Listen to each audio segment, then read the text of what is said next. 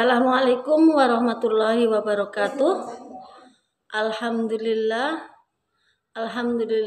la haula wala quwata illa billah wa bihi nasta'in wa ala umuri dunya waddin wa salatu wassalamu ala sayyidina Muhammadin wa ala alihi wa sahbihi ajma'in amma ba'd. Rabbi shrahli sadri wa yassirli amri wahlul 'uqdatam min lisani yafqahu qawli amma ba'd.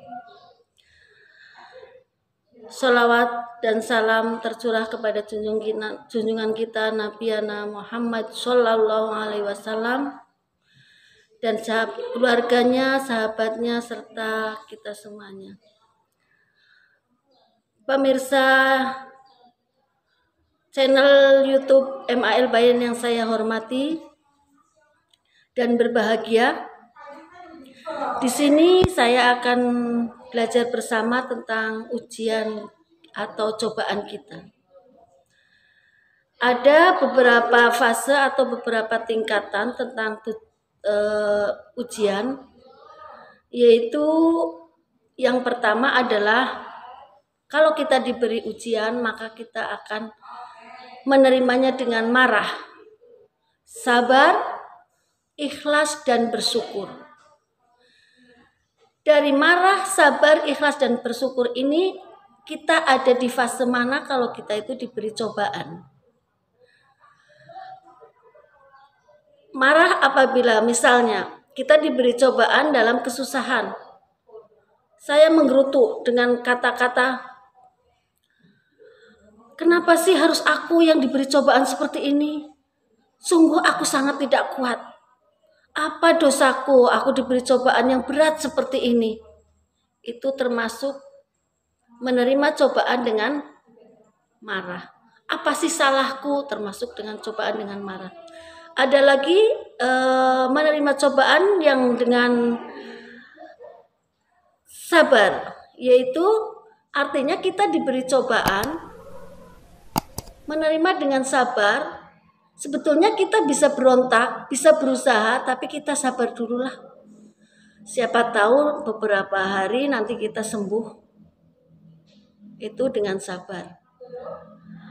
Dan juga ikhlas, sabar dan juga ikhlas.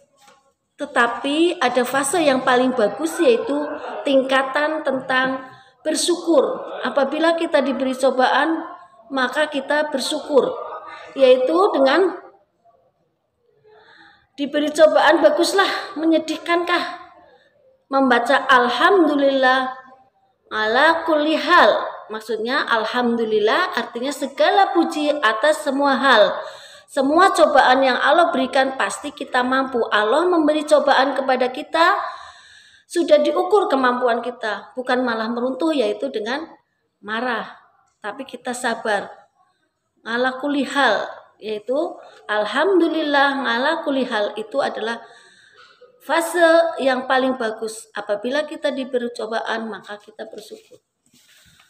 Pernah saya punya masalah, yaitu contoh, saya punya ibu sakit komplikasi. Awalnya saya marah, kenapa yang diberi cobaan kok ibu saya, padahal ibu saya dari dulu saya tahunya baik, mengurus anak dengan baik, berusaha semaksimal mungkin untuk mencukupi anaknya. Tetapi kenapa kok masa tuanya dia sakit-sakitan, disiksa? Tapi bagus yang awalnya keluarga sudah marah, kenapa ibu saya, dan tidak sabar, akhirnya menjadi bersyukur. Yaitu dengan 3 tahun dia tidak bisa jalan, maka dia itu bersyukurnya bisa ngurus orang tua sampai terakhir, detik-detik terakhir. Mungkin itu untuk mengurangi semua dosa-dosa orang tua saya, supaya nanti meninggal dunia di sana lebih bahagia, lebih berkurang dosa-dosanya. Bersyukur saja ibu, tenang.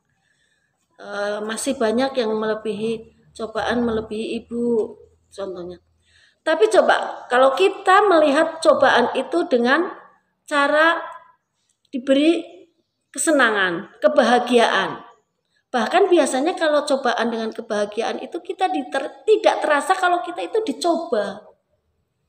Rasanya senang aja, bahkan tidak banyak yang diberi cobaan dengan kesenangan itu kita lebih mengingat kepada Allah, lebih banyak bersyukur tidak.